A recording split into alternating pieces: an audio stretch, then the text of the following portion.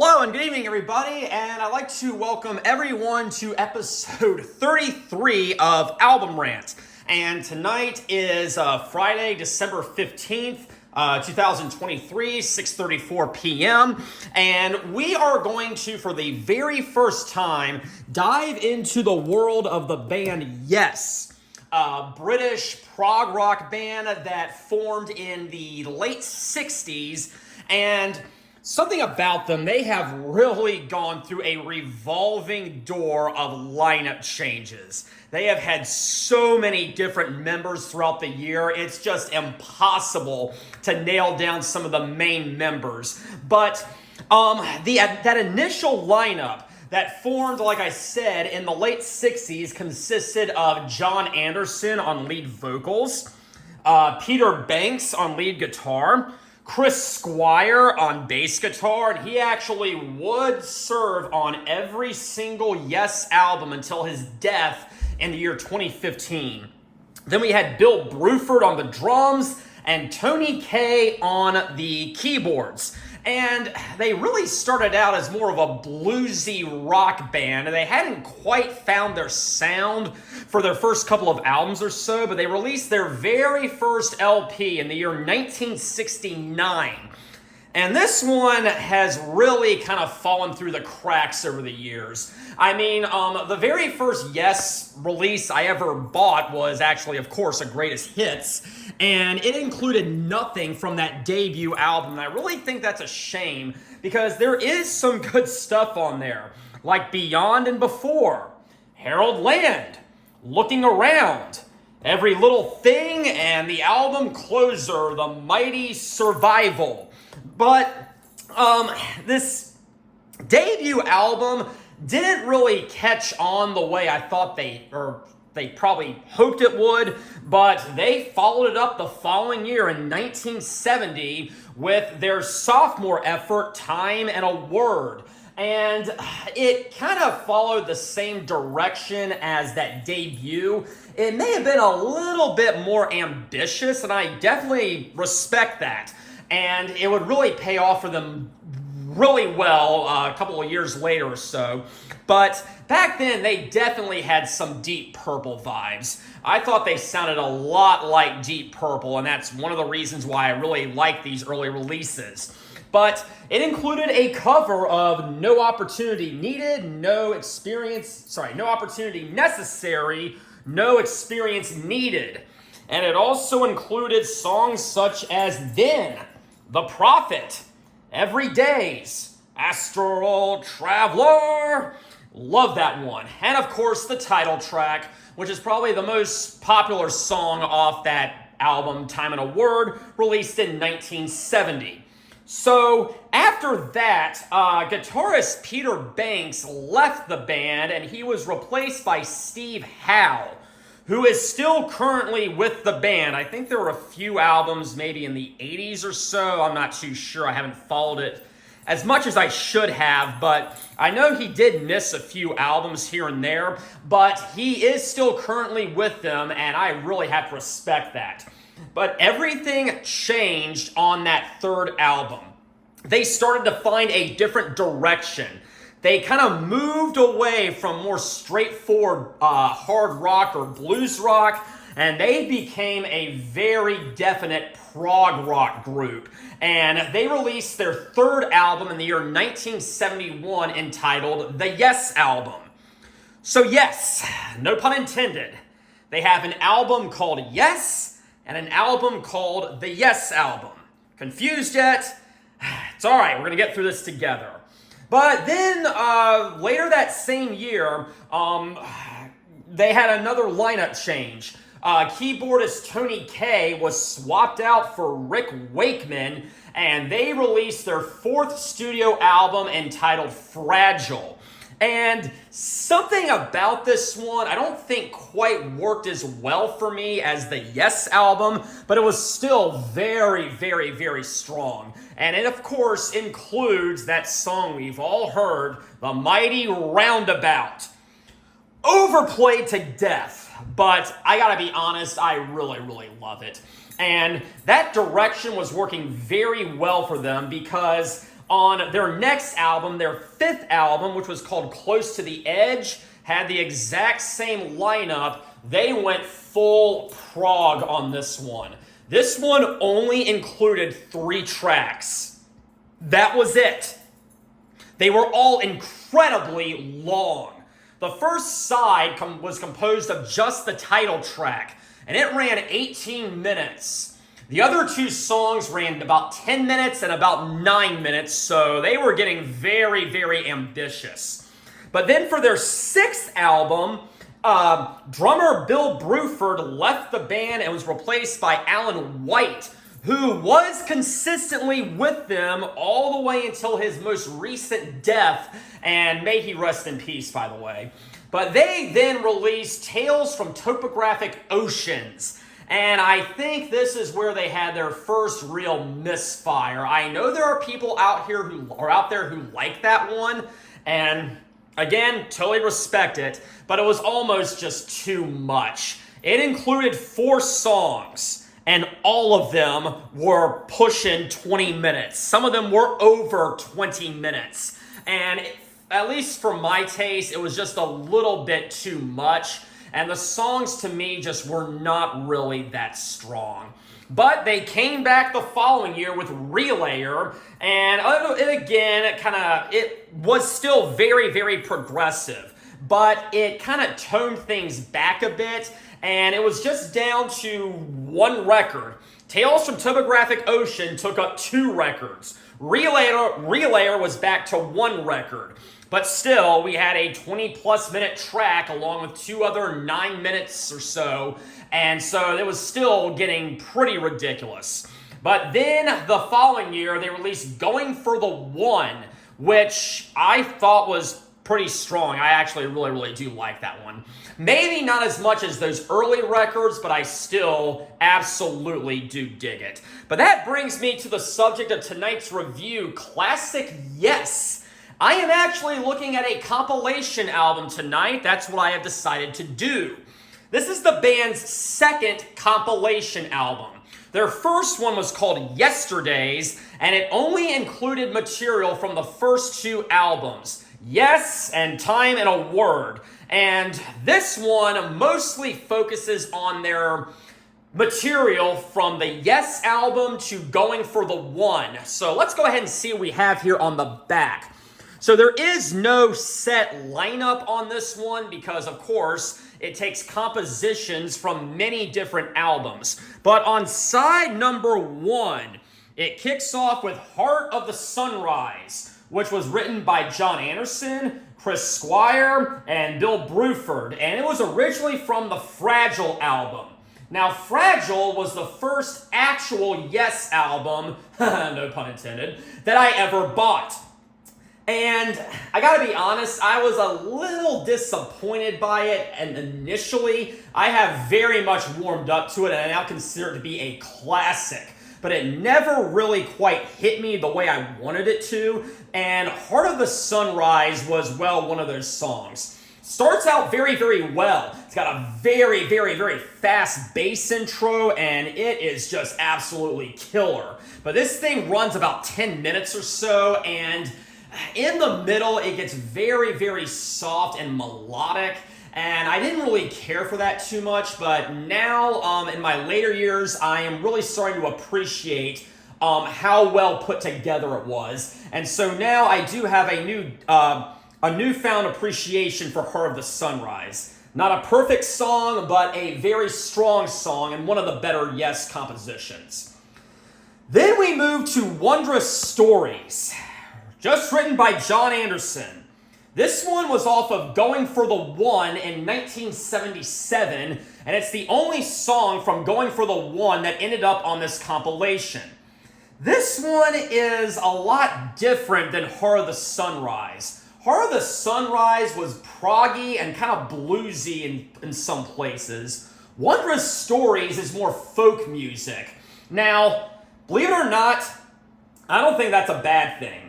Led Zeppelin dove into folk music quite a bit, and it worked out very, very well for them. Well, it works out very well for Yes also, because I really do love Wondrous Stories. mostly for the rhythm. John Anderson's vocals are absolutely perfect on this. It flows very well. The rhythm is amazing. I love it. And it's just a very, very catchy song. It is definitely one of the more straightforward compositions on here. It only runs 3 or 4 minutes or so, which seems pretty short by what we've come to know and expect from this artist, but I definitely do recommend Wondrous Stories. This was a song that was on that initial greatest hits I bought on CD back in college, and I definitely put that one on the back burner for a very long time. But just recently, within the past 4 or 5 years or so, I've rediscovered it, and it's now one of my favorite Yes songs.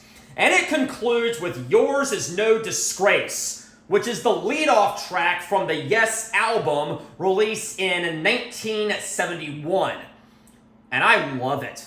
I have loved it ever since I heard it. It's got a nice, good punch at the beginning. It goes dun dun dun dun dun dun dun dun dun dun dun dun dun dun. And I'm not going to do any more because I will just embarrass myself. But this thing goes on for quite a bit. After that intro, it gets fast. It gets kicking. It's got a few slow sections in the middle, but it is a great prog rock number, and I very much do recommend Yours Is No Disgrace. Again, like I said, this one is pushing 9-10 minutes or so, so it's definitely multi-part, but it is fast. It is very, very kicking, and I think it's a very groovy song, so I very much do recommend Yours Is No Disgrace. But to be honest, my favorite from side 1, I am probably going to give the edge to Wondrous Stories.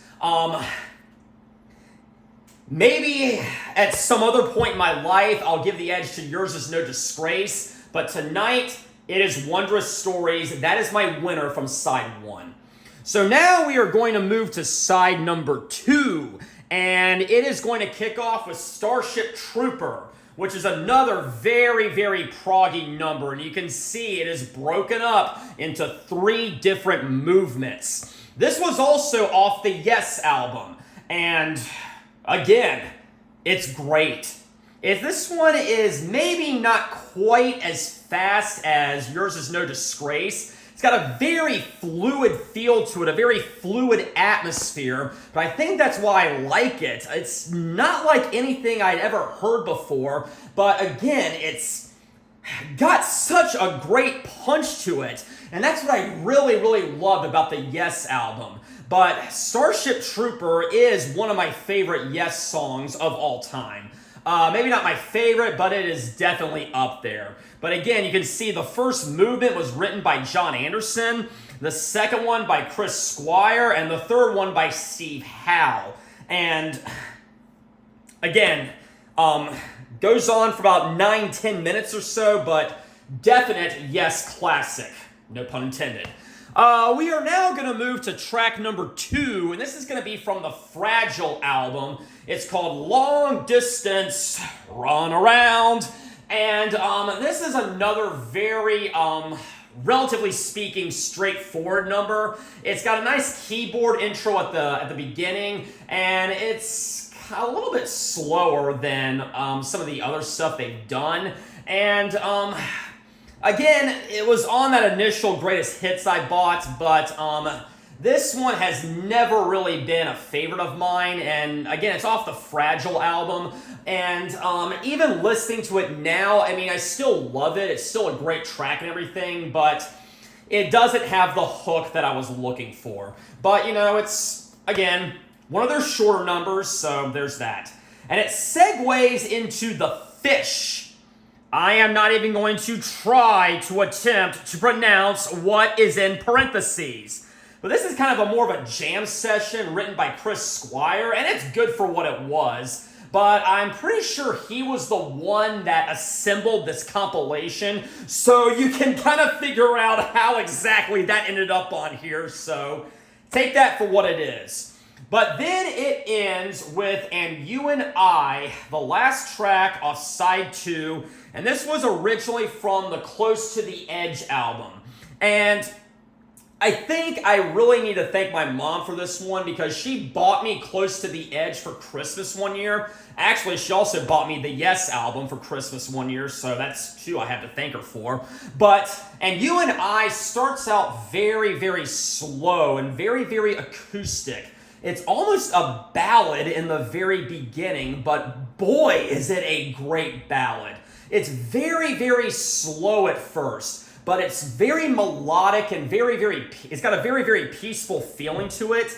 And usually that is not really what I dig, but I actually do really dig this one. I think it's got a great rhythm to it and a great feel for it, or great feel to it, sorry.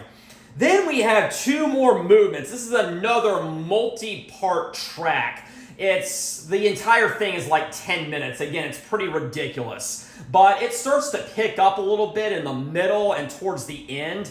But again, these sections, they flow so well into each other. And I think this does represent Yes at their absolute best. And so that concludes Classic Yes. Actually, let me take that back because this compilation has sort of an encore to it. Most editions, and obviously the edition that I bought, actually comes with a bonus. It comes with a bonus single that we can see right here. And let's go ahead and see what we have on side one. I feel like there are some tracks that should have been on the main record that somehow are absent. Well, this is going to rectify it because the bonus side, it includes I've Seen All Good People, which is one of their all-time greatest hits ever. This comes on the radio all the time. It is about 6 minutes or so, but it has two different segments to it, two different movements to it. It's called Your Move and All Good People. Your Move sounds very folksy. It's very, very acoustically driven, and I gotta say, I love it. John Anderson, any other vocalists, I don't think they would have been able to pull this off as well as they did, but he totally makes it work.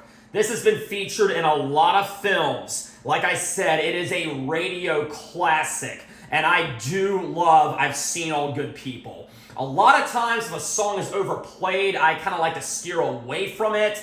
I kind of get tired of it. I don't want to hear it anymore. This is not the case. Even though it's overplayed, I think it's one of the absolute best Yes songs out there.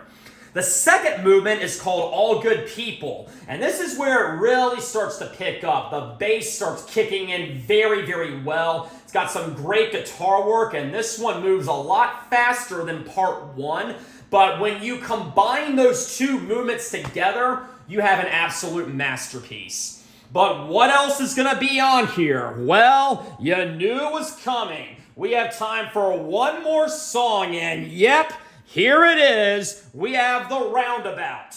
Starts out again with an acoustic intro, but once it starts kicking in, this thing is fast. Mountains come out of the sky and they stand there. Did I say that right? Oh well. Too late. But again, it is a very, very, very classic Yes song. Yes, it's fast. Yes, it's definitely one of the harder edge Yes songs. And I get it. It's on the radio all the time. I don't care. I love it. And there just could not be a compilation album without Roundabout and I've Seen All Good People. Now, these are actually live versions. Do I like the live versions as well as the studio versions? Actually, no, I don't. I actually think the studio versions are better. There may be people out there who disagree with me, and I, again, welcome that discussion. I encourage that discussion, but I actually do prefer the studio versions. Live versions are good, just not as good. And I believe these were definitely written on either the Tales from Topographic Ocean tour, or the Going for the One tour, or the Tormato tour. Probably not the Tormato tour, but I could be wrong. Mostly because during I've Seen All Good People, John Anderson gives a shout out to all the members, and it is Howe. Squire, White, and Wakeman. That's who he says, and those are the albums that had that lineup, so there you go. But that is going to conclude my review of Classic Yes. I know the hardcore fans probably aren't going to mess too much with Greatest Hits albums, and that's fine. I probably will start buying their actual albums later. I actually do own Fragile, but I think this is a very good starting point. If you are just trying to get into Yes, and you want something, not too long so it doesn't lose your attention or anything, you just want a quick overview of the band, I think this is the perfect intro, and I highly, highly recommend this one. Anyways, I am unfortunately not going to be back next week, but I will be back for the Christmas special. But until then, have a very pleasant evening.